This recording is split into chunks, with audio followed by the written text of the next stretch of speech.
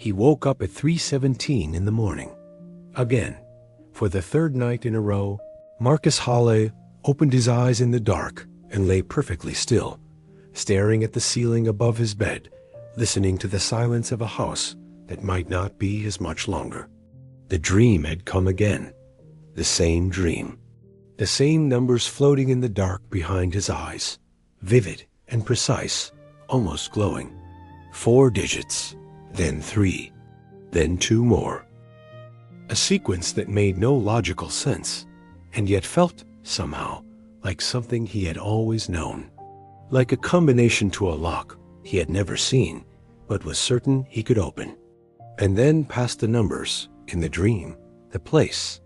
He always saw it the same way. A clearing at the edge of the woods behind his house, just past the old stone wall his grandfather had built by hand in the 1940s. Late afternoon light falling through the trees in long gold columns. A patch of earth near the base of an enormous white oak. And a feeling so specific and so overwhelming that he could still feel it now, lying awake in the dark with his heartbeat loud in his ears. The feeling that something was waiting for him there. He told himself it was stress. It was easy to explain away. He was a man carrying more weight than any single person was meant to carry, and his mind was simply processing that weight in the only hours when he was forced to sit still. The dreams were his brain misfiring under pressure, conjuring false hope in the form of mysterious numbers in sunlit clearings, because his waking life had run out of hope entirely. That was what he told himself. But on the 4th night, something in the dream changed, and whatever small, rational part of him had been holding firm against the strangeness of it all, quietly began to give way.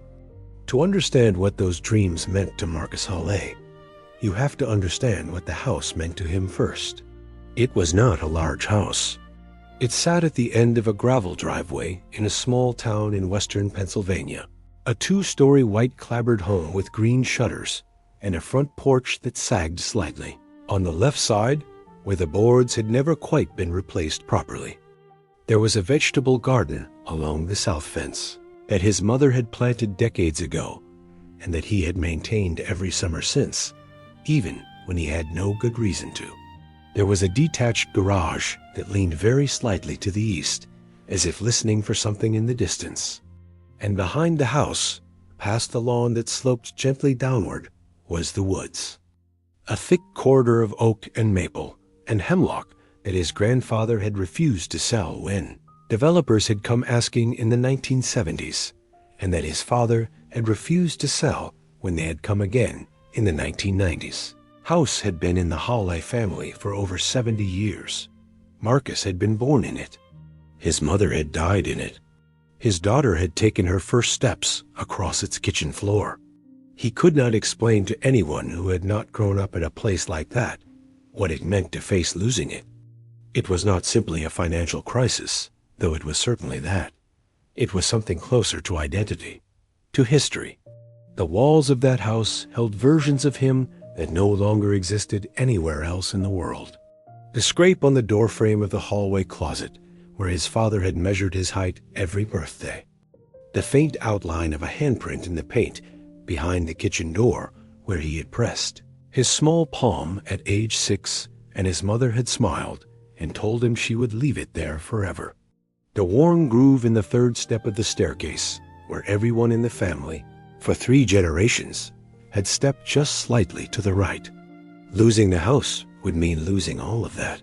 And he was, by the time the dreams began, on the very edge of losing it.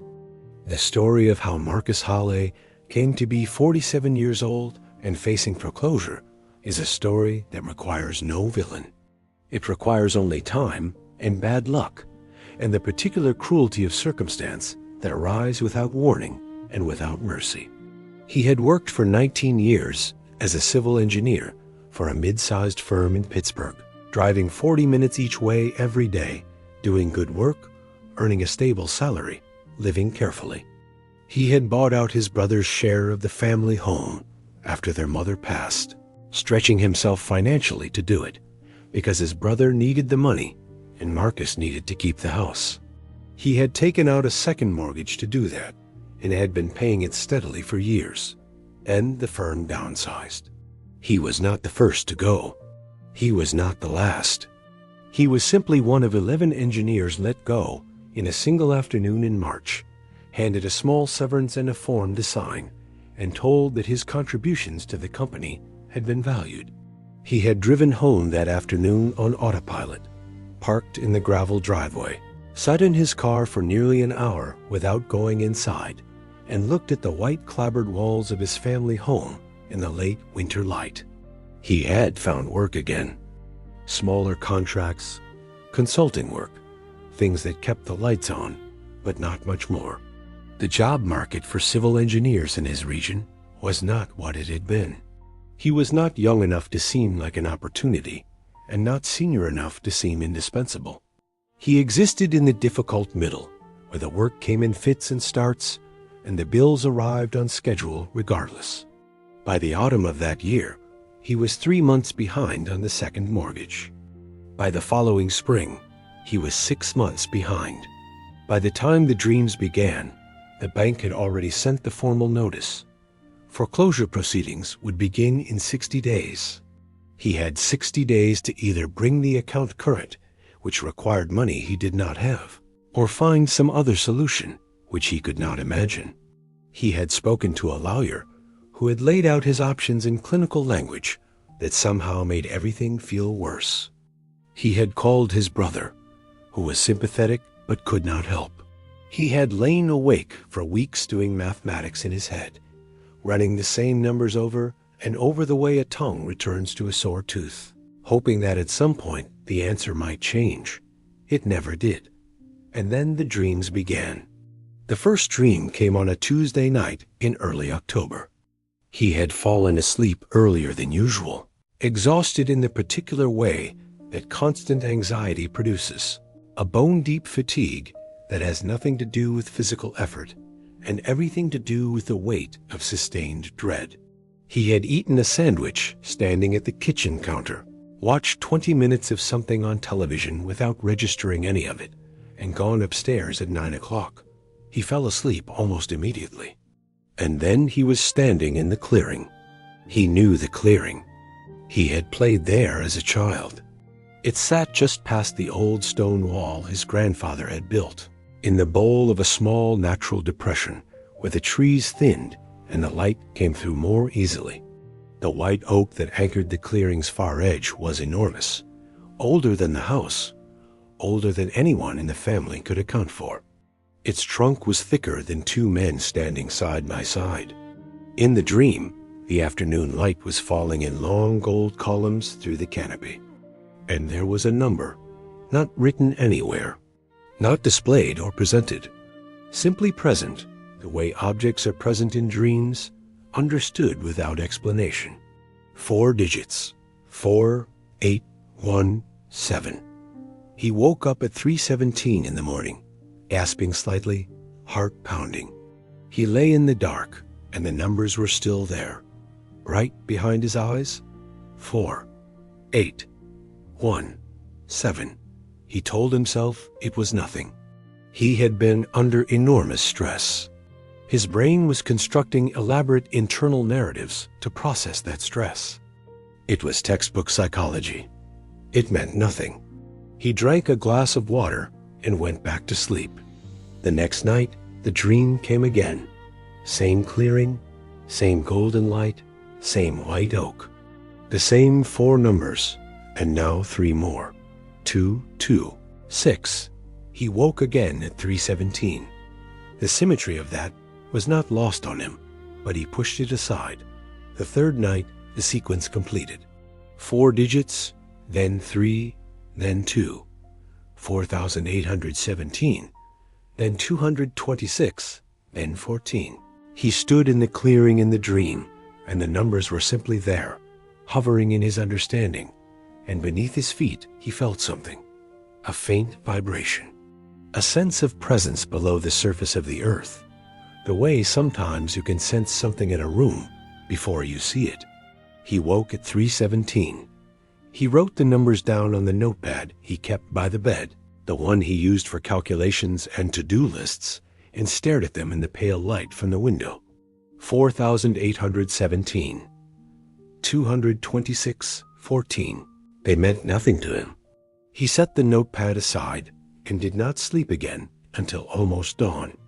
On the fourth night, the dream changed. Everything was the same at first. The clearing, the light, the numbers. But this time, there was something else.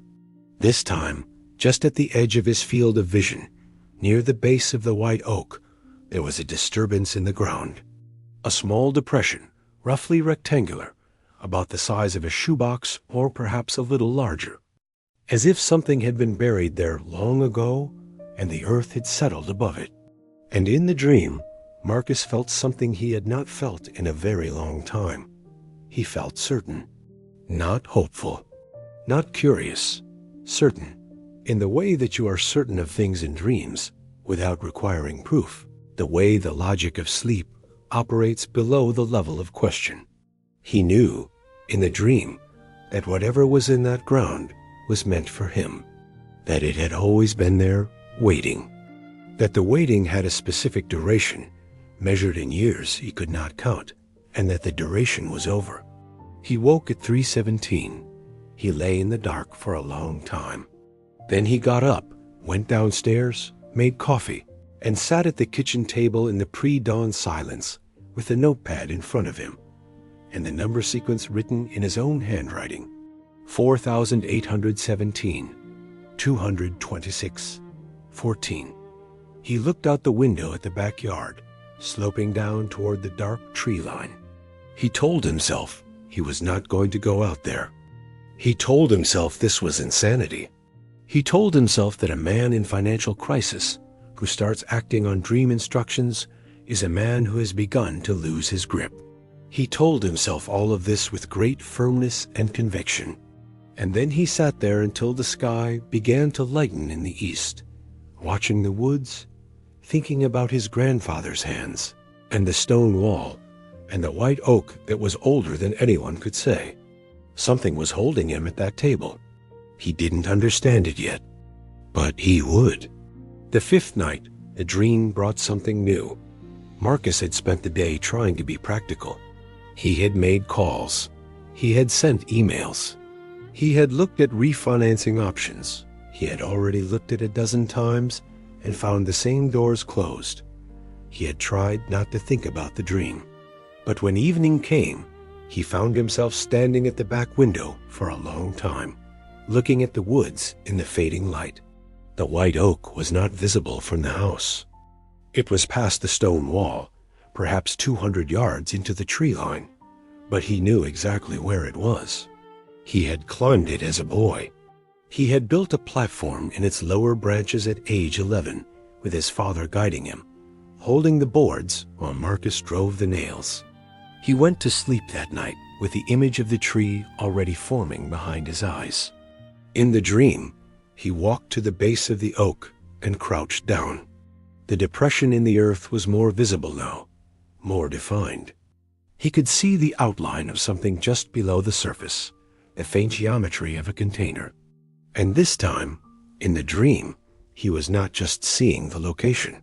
He was receiving something, not words, not a voice, something more fundamental, an insistence, a pressure behind the sternum, the way emotion sometimes precedes comprehension. Go. Just that. The single most basic imperative, go. He woke at 3:17. He lay still for several seconds. Then he said, aloud in the empty room, the words that surprised him even as he spoke them. All right. He wasn't sure who he was speaking to. He wasn't sure it mattered.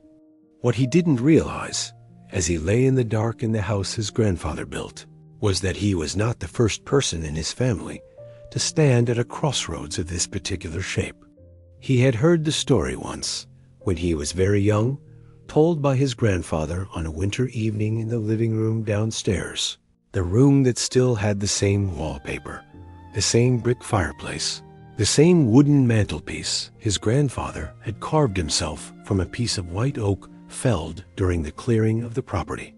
His grandfather Edward Hale had come to this land as a young man with almost nothing. He had bought the property in 1948 with money saved from years of labor in the steel mills, every dollar accounted for and guarded. He had built the house himself with help from neighbors over the course of the summer and into the fall, working by lantern light some evenings to finish before the first frost. Edward Hale had been a man who did not speak often about what he felt. But on that winter evening, when Marcus was perhaps 7 years old, he had told the boy something he had never told anyone else, something he said he had carried for 30 years, without knowing why it mattered. He had said that when he was building the house, when the walls were up, but the roof was not yet on, he had stood in what would become the living room and looked up at the open sky and made a promise. He did not say to whom. He simply said that he had stood there and promised that whatever he put into this land, whatever he left behind in it, would always come back to the family when they needed it most. The boy Marcus had not really understood this, but the man Marcus, lying awake in the dark 38 years later, heard those words again with a clarity that made the skin on his arms rise. Whatever he left behind in it would always come back to the family when they needed it most. He sat up in bed. His hands were shaking slightly. He looked at the notepad on the nightstand. 4,817, 226, 14. He got dressed in the dark. It was just past 4 in the morning when Marcus Hale walked across his backyard. The air was cold and still, the sky above him dense with stars, the kind of sky that only appears on clear October nights when the air has dried and the humidity has dropped, and there is nothing between you and the infinite dark above except the thin, transparent membrane of the atmosphere. His breath came in small, visible clouds. The grass was stiff with near frost beneath his feet. The beam of his flashlight moved ahead of him across the slope, down toward the tree line. He carried a flashlight and a short-handled spade from the garage. He felt, he would later say, completely ridiculous and completely certain at the same time. Two contradictory states occupying the same body without apparent conflict. The stone wall appeared out of the dark at the edge of his flashlight beam, gray and mossy and solid, exactly as it had always been. He stepped over it at the low point on the east side, the same place he had always crossed it as a child, the stones worn smooth where 1,000 footsteps had passed over decades. The woods closed around him. He moved through the trees without difficulty. He knew this ground. He had walked it his entire life. The path was not marked, but it was memorized, the way familiar routes become encoded in the body rather than in conscious thought. Left around the fallen beach, right past the cluster of hemlocks, down the slight decline, and then up again into the bowl of the clearing. He stopped when the white oak appeared in the beam of his flashlight. He stood still for a moment. The clearing was exactly as he had seen it in the dream. The same bowl shape, the same way the trees opened slightly above to allow the sky in. In the dark, the clearing had a different quality than in the dream's golden afternoon light. It was quieter, more serious, the kind of place that holds its history close. He walked to the base of the oak. He crouched down and shone his flashlight at the ground. At first, he saw nothing unusual. Leaf litter, exposed roots running in complex patterns along the surface, dark earth between them, moss on the north side of the trunk, and then a slight depression, rectangular, perhaps 18 inches long and 12 inches wide, so subtle that if he had not known to look, had not seen it repeated 5 nights in a row in the geography of his dreams, he would almost certainly have walked past it without registering it at all. His heart was beating very hard. He set down his flashlight with the beam directed at the depression and picked up the spade. He told himself, as he positioned the blade against the earth, that he would find nothing, that he had made an insane decision at 4 in the morning based on dreams brought on by financial desperation and exhaustion, and that he was about to dig a hole at the base of a tree in the woods behind his house and find nothing, and that he would go back inside and get into bed, and in the morning he would make an appointment to speak to someone about the stress he was clearly under. He told himself all of this, and then he pushed the spade into the earth. The soil was soft. That was the first thing that surprised him. The surrounding ground was hard with cold and compacted with decades of tree roots and leaf accumulation, the ordinary resistance of undisturbed woodland earth. But the rectangular depression yielded easily, the way ground yields when it has been turned before and never fully returned to its original compression. Someone had dug here. The thought arrived with a cold shock that had nothing to do with the temperature. Someone had dug here before. He worked carefully, lifting small amounts of soil and setting them aside, moving slowly, not because he had decided to be methodical, but because something was cautioning him without words, some instinct of respect or reverence that he could not explain. The hole deepened. 6 inches, 8, 10. The spade hit something solid, not the solid stop of a root or a stone. Something different, a flat, even resistance, a surface. He set down the spade and used his hands. The object was approximately the size he had seen in the dream, perhaps slightly larger. A box of some kind, its top surface smooth beneath the remaining film of soil.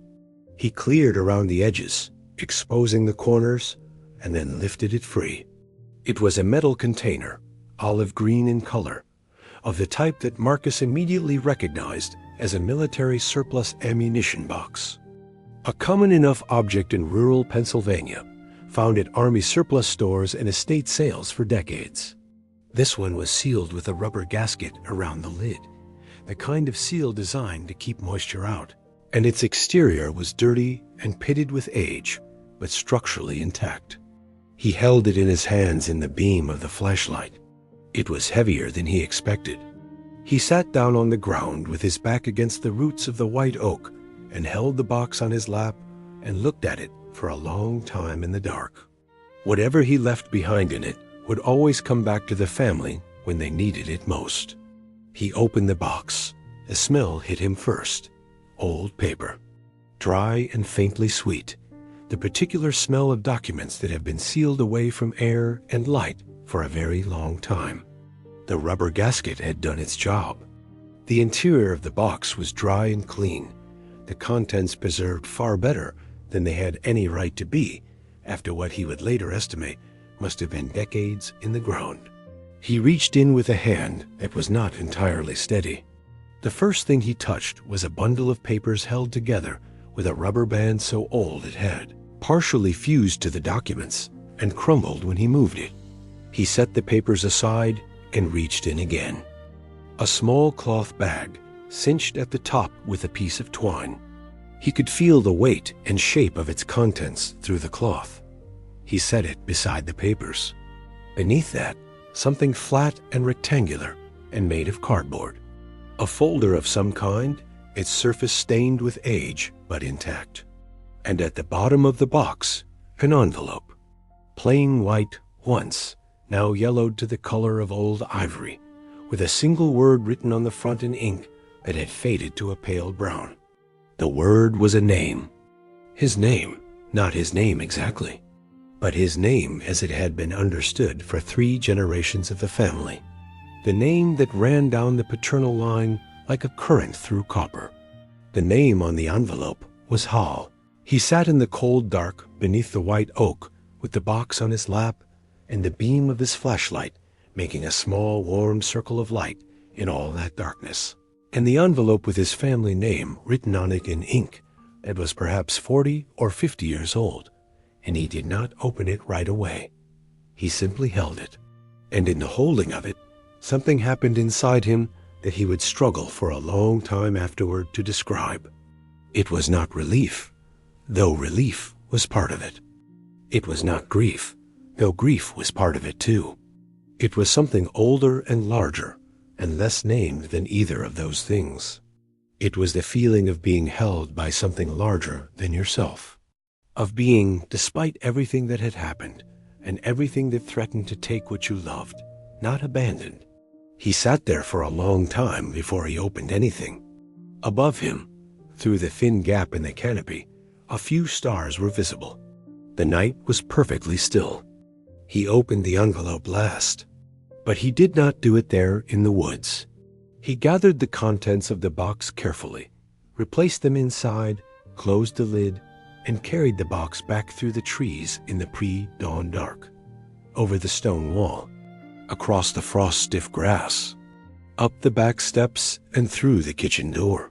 He set the box on the kitchen table and stood over it for a moment, his breath still visible in the cold air that had followed him inside. Then he turned on the kitchen light, the same overhead fixture that had been there since before he was born, and sat down in the same chair where his mother had sat to drink her morning coffee for 30 years. He opened the box again. He started with the papers. They were bundled financial documents, old bank statements, and property records, all relating to the Hale property. He leafed through them slowly, not fully comprehending everything, but reading enough to understand that his grandfather had been a man who documented things carefully, who understood the value of paper trails, who had believed, perhaps, that documents outlasted everything else. Then the cloth bag. He loosened the twine and opened it and poured the contents carefully onto the kitchen table. Coins, gold coins. He counted them with hands that were no longer quite steady. 14 gold coins, each approximately the size of a $50, each bearing the profile of liberty on one face and an eagle on the other. He turned one over in his hand. The date stamped into the metal read 1924. He turned another. 1924. Another. 1927. Another. 1924. He sat very still. He knew enough to know that pre-1933 American gold coins, the kind that had circulated before the government recalled gold currency during the Depression, were not simply coins. They were collectibles. Their value was determined not just by their gold content, which was itself significant, but by their condition and rarity. 14 of them, all in remarkable condition, given their age and storage. His hands were trembling now. He set the coins aside and opened the cardboard folder. Inside was a single sheet of paper, not old in the way the other documents were old, not from his grandfather's era. This paper was perhaps 20 or 30 years old at most, its edges only slightly yellowed, its ink still legible and clear. It was a handwritten inventory in his father's handwriting. He recognized it immediately, the precise and slightly formal script of a man who had been taught penmanship in a different era. The list itemized the contents of the box. The coins described with their dates and denominations. The property documents. And at the bottom of the list, one final notation, written slightly apart from the others, as if added after some thought. It read, "For whoever in the family finds this when they need it most, you will know what to do. This belongs to the house. It should stay with the house." It was signed with his father's name. His father, who had died 11 years ago, who had apparently known about the box, who had, at some point in the years between inheriting the property from his own father and passing it on to his sons, added his own contribution to it and resealed it and put it back in the ground. Marcus Hale sat in his kitchen in the pale early morning light and pressed the back of his hand to his mouth and breathed. He had not cried in a long time. He cried now. The numbers. He came back to them eventually, once the first wave of emotion had passed, and he was sitting with a cup of coffee that had gone cold without him, noticing, and the box open on the table, and the coins laid out in a row. 4,817. 226. 14. He had assumed they referred to the location, somehow. A coordinate, perhaps, or a measurement. He had not stopped to think about them in any other way. But now, Looking at the inventory his father had written, he understood. 4,817 was the count of days since his father had added the notation to the box. A specific number, precise and personal, that Marcus could not verify without the date his father had written it. But that felt true in the same wordless way the dream had felt true. No, that wasn't right either. He turned it over in his mind. He counted back from the date of the first dream. Working backward, counting days the way an engineer counts measurements systematically. 4,817 days before the first dream was a date in late November, almost exactly 13 years ago. His daughter had been born 13 years ago, almost exactly 13 years ago. He set down his coffee cup. His daughter Emma, who lived with her mother 3 states away now, who he spoke to on video calls twice a week, and who was growing up in ways that sometimes startled him, who had been born in October 13 years ago in the hospital 30 miles from where he was currently sitting. 4,817 days. He checked the math twice. He was an engineer. He checked his math. It was close. It was very close. Within a matter of days. Close enough that the gap could be explained by his own imprecision in counting, or by the dream's particular way of communicating. He did not know, and would never know with certainty, whether this interpretation was correct, whether the numbers were a date connected to his daughter's birth, or coordinates, or something else entirely, that his waking mind was mapping onto a pattern it could not fully read. But he felt it was true. He felt it the way he had felt certain in the dream. He looked at the coins again. He thought about calling someone, a coin dealer, someone who would know. He looked at his phone and saw that it was not yet 6 in the morning. He put the phone down and sat with the coins and his father's handwriting and the first gray light of an October morning coming through the kitchen windows, and he let himself feel all of it, the impossibility of it, the strange mercy of it, the way the world had reached through the membrane of sleep and delivered to him something that no amount of planning or effort or rational strategy would ever have found. He had not found this on his own. He had been led here. And the question of what had led him, and why, and how, was a question he would carry for the rest of his life without finding an answer that fully satisfied him. And he would come, in time, to feel that the absence of a complete answer was itself part of the gift. That some things were not given to be understood, but to be received, and that the receiving was enough. The weeks that followed were not simple. Nothing in life is, even when a miracle arrives. Marcus spent 3 days researching before he called anyone. He read everything he could find about pre-1933 American gold coins, about the specific series these appeared to belong to, about condition grading and market values, and the particular premiums commanded by coins, in the kind of remarkable preservation these coins had somehow maintained inside their sealed container in the Pennsylvania earth. What he found suggested, depending on condition and the specific evaluation of a professional numismatist, that the coins might be worth somewhere between $40,000 and $90,000. He read those numbers and sat very still. Then he called a coin dealer in Pittsburgh, a well-regarded firm that had been in business for decades. He did not tell them everything. He described the coins generally, mentioned the dates and the condition, and asked about getting an assessment. They told him to come in. He wrapped the coins individually in soft cloth and placed them in a small box and drove to Pittsburgh on a Thursday morning in November, the radio off, the highway quiet in the early morning dark. The assessment took 2 hours.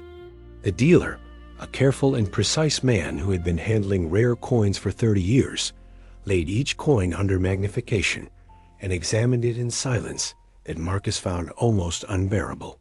He made notes. He consulted references. He picked up each coin a second time and turned it slowly in the light. At the end of the examination, he looked up. The coins, he said, were St. Gaudens's double eagles. a series minted between 1907 and 1933, considered by many collectors and numismatists to be among the most beautiful coins ever produced by the United States Mint. The ones Marcus had brought were in extraordinary condition. Several of them might grade at MS 63 or higher, a designation that would significantly affect their value. He gave Marcus an estimated range. The bottom of the range was $52,000. The top was $94,000. Marcus drove home very carefully. He pulled into the gravel driveway and sat in the car in the same spot where he had sat the afternoon the firm let him go, and he looked at the white clapboard walls of the house in the November light. He would not lose it. He would not lose it. The formal sale took another 6 weeks to arrange.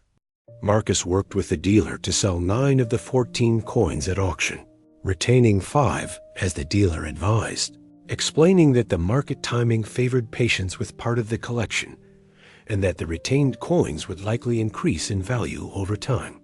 The 9 sold coins brought in $68,000. He contacted the bank.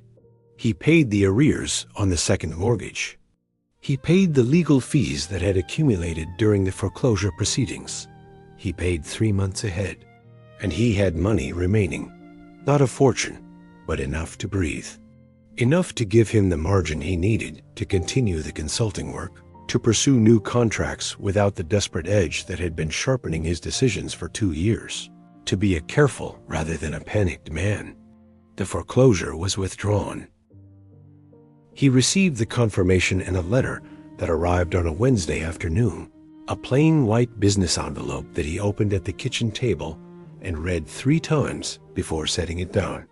He looked around the kitchen, the overhead fixture that had been there since before he was born, the worn groove in the 3rd stair, the handprint behind the kitchen door, faded now to almost nothing, but still there if you knew where to look. Still there. There is a version of this story that ends there. A man in crisis, visited by dreams, led to buried treasure, saves his home. A neat arc, a satisfying resolution. But the part of this story that Marcus carries most carefully, the part he returns to in the quiet evenings when the house is still around him and the woods are dark at the edge of the property, is not the coins. It is his father's handwriting. He had the inventory note framed. It hangs now in his study, beside a photograph of his grandfather standing in front of the house in 1952, a young man with large hands and a direct gaze, the house still new behind him. For whoever in the family finds this when they need it most, he thinks about those words constantly, about the verb tense. Whoever finds it, not whoever needs it, or whoever looks for it. Whoever finds it, as if his father had known somehow that the finding would not be straightforward, that it would require something beyond practical searching, that it would require a different kind of guidance. He thinks about his grandfather's promise. Whatever I leave behind in it will always come back to the family when they need it most. He thinks about where promises go when they are made, whether they persist, whether they accumulate force over time, gathering in the dark and the quiet, waiting. He does not have answers. He is an engineer. He is a man trained to work in the material world, to measure and calculate and verify. He is not, by disposition, inclined toward the mystical or the inexplicable.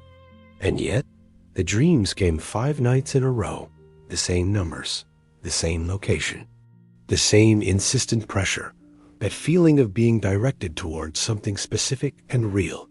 He woke each night at the same time. He walked to the tree in the dark, and the box was there, exactly where the dream had shown him. He is an engineer. He knows that coincidences exist. He knows that the human mind is extraordinarily capable of finding patterns where none exist, of constructing meaning from randomness, of confabulating connections in the service of hope. He holds all of that knowledge, and he also holds the box, which is real, which sits on the shelf in his study above the framed note in his father's handwriting, which contains the 5 remaining coins still wrapped in soft cloth, and the property documents his grandfather assembled, and the folder that held the inventory. The box is real. What led him to it is not something he can fully explain. He has stopped trying. His daughter came to visit the following summer. Emma was 13 by then, taller than he expected, carrying herself with a new self-possession that delighted and slightly awed him. She had her mother's directness and his patience, a combination that struck him as almost unfairly effective. She had her grandfather's hands, wide-palmed and capable, which surprised him every time he noticed it. He told her the story one evening. They were sitting on the back porch after dinner, the summer light still warm in the western sky, the woods at the edge of the property throwing long shadows across the lawn. He told her all of it, the foreclosure notice, the sleepless weeks, the dreams beginning, the numbers, the walk through the woods in the pre-dawn dark, the box at the root of the white oak. He showed her the box. He showed her the coins, each one gleaming in the kitchen light, each one carrying a date that was older than anyone in the family by at least 3 generations. He showed her his father's note, her grandfather's handwriting. She read it twice, the way he had. She looked up at him. She asked him if he believed the dream was real. He thought about that for a long time before he answered. He told her that he believed the dream was the most real thing that had ever happened to him. That real did not only mean explicable, that some things arrived by routes that bypassed explanation and went directly to the place in you that already knew. She thought about that. Then she asked if they could go see the tree. They walked out together in the long summer evening, across the slope of the lawn, over the stone wall his great-grandfather had built by hand, into the cooling green of the woods. The white oak was enormous in the evening light, its bark silver gray and deeply furrowed, its upper canopy so high it seemed almost to belong to a different scale of things.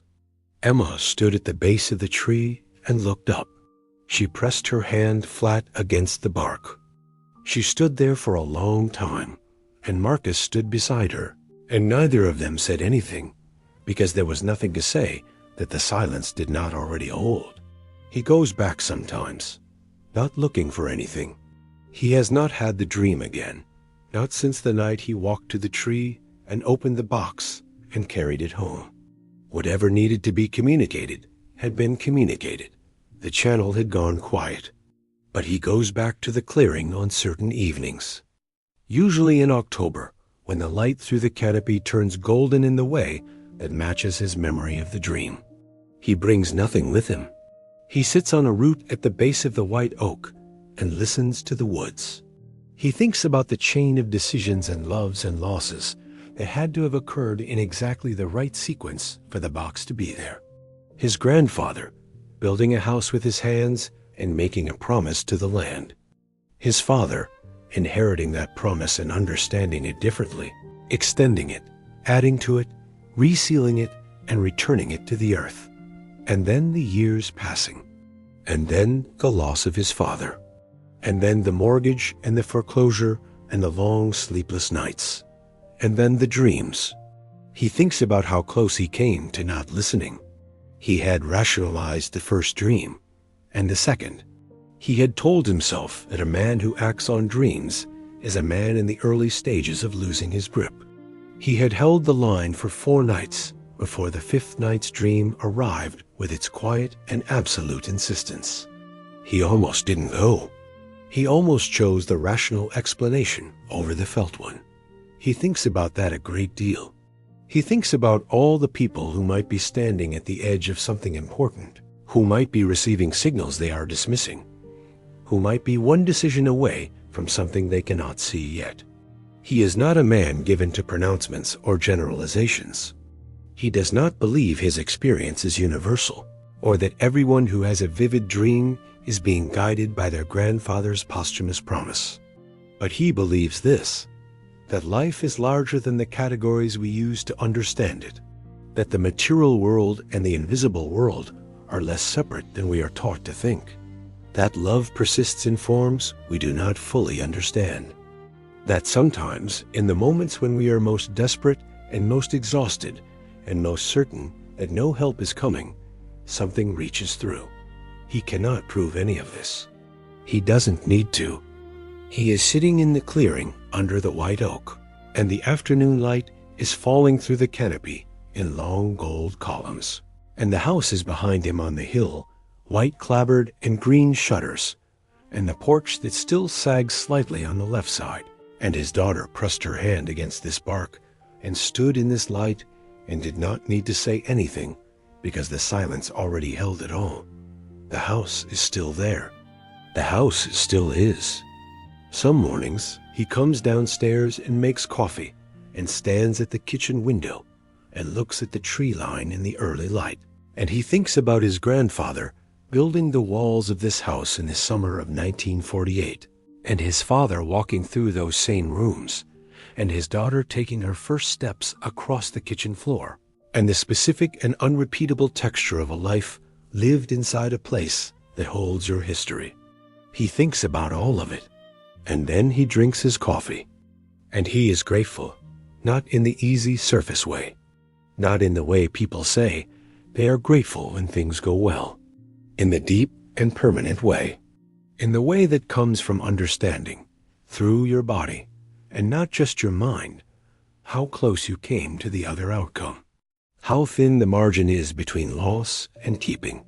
How much depends on the willingness to listen, even when what you are hearing does not come through any channel you know how to name. He kept the house. He kept all of it. The third stair with its warm groove, the handprint behind the kitchen door, the sagging porch, the vegetable garden along the south fence, a garage leaning slightly east as if listening, the white oak at the edge of the woods, his grandfather's stone wall, his father's handwriting, all of it still here, still his, for those who are listening. Sometimes the answer arrives at 3:17 in the morning, before the light, before the fear has finished speaking. In the quiet between one breath and the next, you will know it by the certainty, not the certainty of logic. The other kind, the older kind, the kind that says, go, just that, go.